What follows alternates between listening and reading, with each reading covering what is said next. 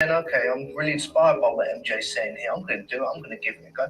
Great, brilliant. That's the first step. That's what we're looking for. But you've got to talk and engage on a proper level. Don't worry about your awkwardness, because your awkwardness in the scenario doesn't matter. You're gonna have a cup of tea in about 10 minutes after you finish that conversation, so you're gonna be right.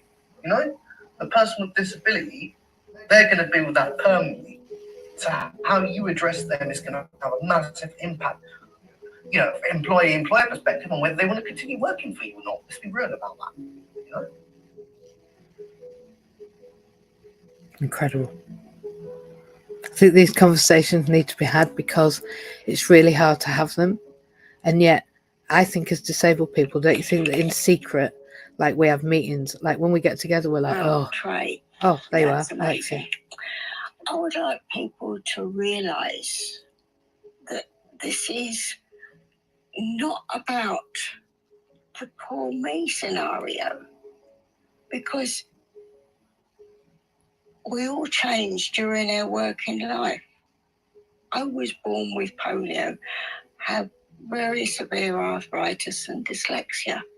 I don't talk about that as a poor me scenario. The idea is that your body is going to change. You might be walking around now and be able to run across the road to catch that bus. But something might happen tomorrow and you can't. My journey, I've run my own businesses as MJ has. I'm a much older lady now. I've never given up work because something Pete said, life becomes less interesting. So to be part of inclusion and to get people to help them understand that disabled people can and are part of the community. I lost everything abroad. The first thing I did was go and volunteer with Marie Curie. One day I walked in that shop and the manager said, "You don't fancy becoming a manager, do you?" "Oh yes, I can do that." And then thought about it and thought, what am I doing? And the first question I got from the area manager was, well, how are you going to cope running the shop with a disability? I spent 4.5 years working in that shop as a volunteer. And anyone, excuse me, who's worked in a charity knows that you've got bags coming in all the time. And you get things coming that might not be usable till the winter or till the summer. So we've got to store them somewhere. But then if those bags are all mixed up when we want to get them out on the shop floor, you can't find them. I gave up a whole month and sorted the stockroom out where I was working. And from that, I became a manager. I was disabled then. So it is very much about employers talking to people, learning about disability, because it could be them tomorrow. There's some real high flyers in this world, and I don't have permission to give their names, so I'm not going to, but have severe problems. We shouldn't be hiding these problems. I was running a cleaning business for 17 years and I cannot drive because I have a sight problem. I still got there. I still run that business. In those days, I didn't know MJ. I didn't know there was any way I could get support to help me. And we were talking together end of last week and I said to her, I've had a really bad day. I was scared I wasn't going to be able to walk my little dog. The next day, I felt better. But we don't need to be hiding from this word disability, because that can mean so many things, but it doesn't mean that life should stop. I've nursed in my years of nursing so many people that just ended up in a hospital bed because they didn't think they could teach them to learn to do something. Trey can't see, but he's still working.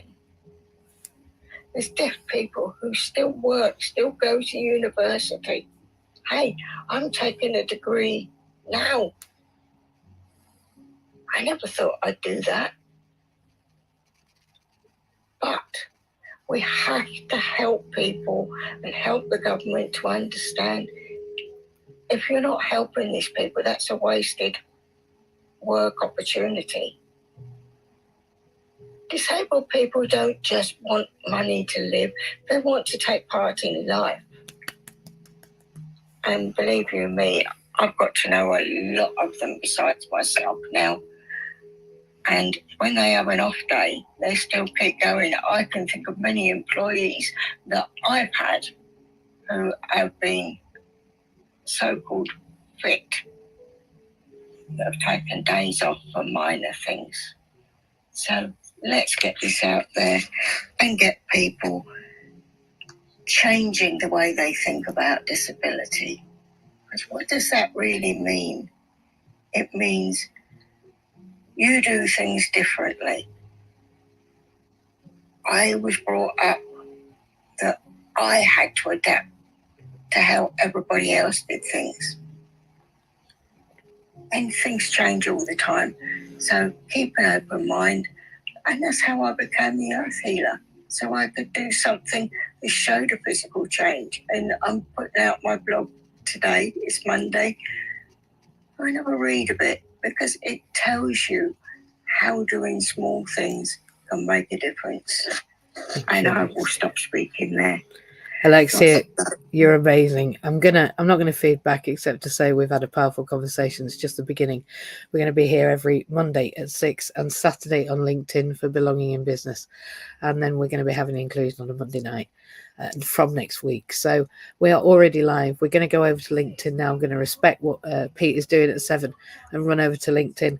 You've all been absolutely fantastic. Jew, welcome for coming here, and we will see you all next Monday 6 o'clock, same time, same place, and Saturday 8 o'clock on LinkedIn. You have been amazing. It's 7 o'clock. I'm going to end the room, and I will see you over at LinkedIn for All About Mr. Beast. Enjoy. Bye-bye. Listen on Spotify now.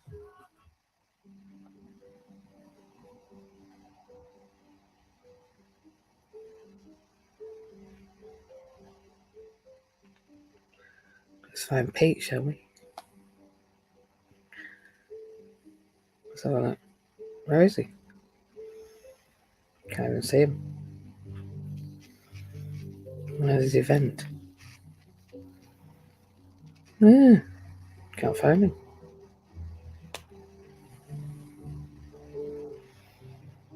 Oh, I should go to my WhatsApp.